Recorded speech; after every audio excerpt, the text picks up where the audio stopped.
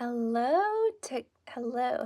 I almost said TikTok, but that's not where we're at. We are on YouTube right now, and I'm excited to have you. So today I took the day off of producing a normal Thought Vault podcast episode because my kids are on spring break, and I frankly had an episode that needed to be edited completely, and I did not have time to get to that. And I wanted to have the time off to enjoy my family, and instead of staying up super late and stressing myself out because we had plans for today, I decided to let today be a live day.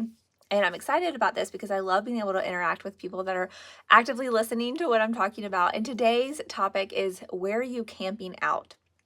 And I'm going to give context to this in just a moment so you guys can bear with me. But I just want to encourage you to subscribe, hit the bell button so you're notified whenever I am posting, and make sure that you are subscribed to the Thought Vault podcast. You can listen to it here on YouTube or on your favorite podcast listening app. I'm Emily. I'm a certified Christian life coach, and I'm a mom to 3. I've been married to my high school sweetheart for years now. We've been together a very long time. So that's the perspective I'm coming from when I talk about a lot of different things. I'm also have my MBA. I'm an entrepreneur, and I own several businesses and have owned businesses in the past that are in different industries. So I like to help people figure out what they're wanting to do, where they're going, why they are where they're at, and what is going to help them get them to where they want to be. And all of that stems from their knowledge in God and who God created them uniquely to be, because we each have a purpose and a divine call on our lives that God innately put in us that drives us forward, each of us in different ways. And so today, this subject I have been loving getting into in my own dialogue, in my own mind, because haven't you ever been in a situation where you feel like you're in the wilderness, like you don't know when this struggle is going to end? You don't know how you're going to get out of it. You don't see the good that's coming. You maybe even were blessed by something that you'd been praying for, but it's not turning out the way you wanted to, or it's not what you expected. I get it. I've been there so many different times, and I'm sure I will have that experience again. Right now, I'm in a season where I'm trying to just understand and fully embrace where I'm at and being aware of the goodness that is going on right now. And I want to encourage you to feel that same way. And so when I ask, where are you camping out at, this is a reference to Moses. And in the Old Testament, some of you know, some of you may not know, but Moses led the Israelites out of Egypt to go to the land that the Lord had promised that they would be able to live. And through this huge, long journey, there were many experiences that exemplified their lack of faith and trust in God. And even though they had witnessed firsthand accounts of all these miracles, had experienced, being lifted from this situation that they were in and carried to, and had been provided the whole way, they still lacked faith. And one of their situations that they found themselves in is because of their lack of faith, they were set to stay in the wilderness for 40 years. Their lack of belief, God was like, this generation of people who do not believe me and who have shown over and over and over again that they do not trust me and my will for them, they need to move on, and they are not going to be able to be entered into the promised land with the rest of their families. And so he made the Israelites camp out for 40 years so that generation can basically die off, and their children and their grandchildren could go to the promised land, and hopefully through their understanding of the Lord more can have that bold faith that he called them to have. And that's exactly what happened. So through the 40 years of being in the desert, I can only imagine what it would feel like as a generation. Like, my parents are still alive and with us, thank goodness. But to know that that's what my generation would be facing, like all these people that we love and have been part of our life and our family and guiding us, they can't enter into the promised land because of their disobedience. And how would that radically change my faith? And what's interesting is that it's not because of their lack of obedience, but it's their lack of faith, because we're all going to mess up and make mistakes, and God is forever working in our life. But that does not discount our ability to show up in faith and have godlike faith, even in the midst of things that doesn't seem like it's helping or positive for our lives. And so when that's the case, we have to take a step back and say, well, where's my faith? Where is my relationship with the Lord? And how is that coming forth in my life? How am I exhibiting my faith in God? They didn't exhibit that, and that is why the Lord sentenced them to 40 years in the wilderness. This book that I'm going through has a devotional that speaks to this, and I wanted to share it with you all. It says, a dry season in the wilderness does something interesting for a tree. It causes the roots to go down deeper in search of life-giving moisture, and usually the result is a stronger tree that is better able to weather the storms of life. We've heard that analogy before, but that's why desert-like plants survive so well, is because their root system goes deep, deep, deep, deep down into the ground, and they're able to withstand the treacherous terrain that they're in. And part of us as believers, God never promised our life was going to be easy, but it is through the challenging times that we are able to have a faith that is unshakable. And when you meet someone that has unshakable faith, it's not that everything in their life goes perfectly well all the time, or something, they're blessed beyond measure. Most of the people that I know that have radical faith have had very challenging lives. And the first thing I think is, wow, they have insane faith for what they've been through. I used to work with a lady when I was fresh out of college who had a very challenging life, to say the least. And I remember we were talking one day and she was telling me yet another story of her past, of just sheer overcoming of her scenario and situation. And I got very teary-eyed, and I was just like, that is insane. I cannot believe that. And she was telling me about her. She was a very strong Christian. And one thing that stuck with me is when we got done with our conversation, she could tell that I was a bit rattled by her having to have gone through that. And she said, Emily, I know I've shared a lot about my life with you, and I know a lot of it seems sad and very hard, and it was, but I've had a happy life. And I just want you to know that. Don't you ever feel like I'm not happy or didn't have a happy life. I've had a happy life because I had the joy of Christ and the love of Him.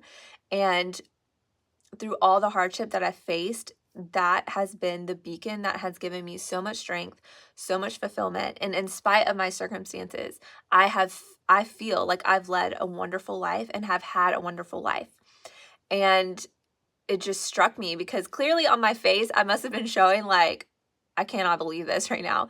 And she just wanted to encourage me that, yeah, I've had a hard journey. I've had a hard life, but it has been a good one. And she didn't want any pity because she was proud of what she has gone through because of the situation it had given her to have a closeness to the Lord. And it made me think, it stuck with me. I mean, that was like 15 years ago, but it stuck with me because I often ask myself, would I be able to stand up and say that had I been through the same circumstance? Would I have been able to be like, I've had an amazing life? I think that for me to relate to her was just a testament to her faith in God and her relationship with the Lord, and how that was prevailing and overrode the stuff that she went through, and it gave her what she needed. So many times we're looking for things in our life to give us what we need, to give us the type of life that we want, to give us the type of fulfillment and purpose that we desire and crave. And we think that it's all these external things. And even if we tie them to the Lord, even if we're like, well, I know God called me to this, so I'm like going full force, that may certainly be true. But if your heart is not postured toward God and to having faith, then it's never going to be enough. And it's never going to fulfill that void that you have. Only God can fulfill that void. And so that's what is my encouragement and my struggle day in and day out, is to have the presence of the Lord with me, because I could have the best day ever. I could have the worst day ever. If I am seeking God first in that, and if I am like answering the situation I'm in each day with God on my mind, well, then by the end of the day, I'm going to feel like even if things didn't go right, I had a good day. I had a good day because I responded to the challenges I was faced with, because I was reliant on the Lord and I knew His presence was with me. And that impacts more than you think. So much of our day is spent doing subconscious behavior, subconscious thought work. That's why they say most of our day is repeated from the day before. We don't do anything new, so to speak. We're creatures of habit. And so many parts of our day is habitual that we don't even realize. Like, you're just thinking the same thing and doing the same thing. And so year after year, you're like, what's going on? Nothing's changed. I've made no progress in the things that I've been dreaming of. And if you don't do anything different, you're not going to experience anything different. And if you are seeking things for your own glory and righteousness, well, that's going to spawn on like a self-righteous way of looking at your life. And it's very challenging to make change um, that's strong enough to actually impact your daily life. And so it's easy to fall back into old habits and fall back into old ways when we face an obstacle. So this is the difference in the Moses story I wanted to share with you, is that they decided that they weren't going to have good faith. They decided that time and time again they were going to reject the Lord and reject what he said to do. And so they didn't just have an obstacle, they had to be camped in that obstacle. And that's the same for us. You can face an obstacle, but if you do not use that obstacle to strengthen your guidance from God, then you're going to stay camped in that space. And that's a very hard place to get out of. It causes a lot of more struggle and strife in your life because you're not able to simply persevere. And not everything is going to have the ending that we want or have the outcome that we desire. But the point of this story in the book of the Bible is that God always brings everything together for his good and his glory. Hold on one second.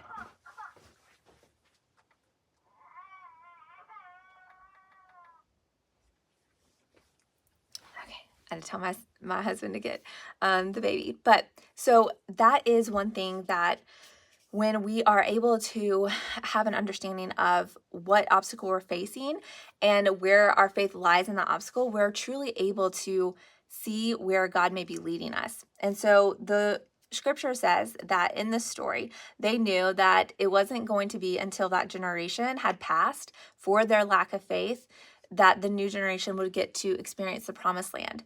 And so, you know, what may be at first glance appear to be barren, fruitless days on the back end of God's blessing. So here they are, taken out of slavery, being taken on a journey to have a new life, this blessing, but they felt like they were forsaken in this blessing. And you may have felt that too. There have been times where things have worked out exactly how I have wanted them to, and then I'm caught with, oh my goodness, how can this be? Like, I have no clue where to take this. Maybe this is not what I'm supposed to do. So many people will say, well, maybe I got it wrong. Maybe I'm not doing what Jesus wanted me to do. But you need to face this obstacle because God had the Israelites and in other circumstances in the Bible face obstacles. Like every big biblical person that you see make an impact in the world through scripture had severe obstacles that they had to go through. And it was how they were responding to them that helped endure them and keep them on the path that God had set forth for them to take. And it was about endurance. How can you win the race if you can't even catch your breath, right? So you only can have endurance to keep going if you have experienced what it takes to push forward. And so on part of that, it says, but don't allow the heat to make you bitter or disobedient toward God. Let endurance grow, for when your endurance is fully developed, you will be perfect and complete, needing nothing. And it comes back to, you know, the tragedy of the book of Numbers isn't that the nation went through the wilderness and they had a lot of trials to overcome on this huge long journey through the desert and all of that. It's that they ended up having to be camped in their disobedience, and they had to be there for so long, and they were going to have to be in that wilderness for a certain amount of time. It would have been maybe 11 days versus 40 years. And some of us are very stubborn minded, and we have a hard time seeing the forest for the trees and seeing where it could go and where it could have gone right or where it could have made a shift or a change. But we just stay camped in where we're at. And a lot of hardship comes from that. So I just want to encourage you, if you're in a season where you're camped in disobedience, where you're camped in stubbornness, where you're camped and not knowing what direction to go, you're camped and feeling stuck or forgotten or lost, you're not. God is there with you, and pray for the understanding and the discernment to see what it is he needs you to recognize and grow in your faith so that you can be ready for what is to come. There is a great story for your life. There is a great purpose for your life. Otherwise, the Lord would not have you wake up another day. I got a call, so I hope it stays on there. But I pray that you have a wonderful day and that this was a note of encouragement to you. I'll talk to you soon. Bye for now.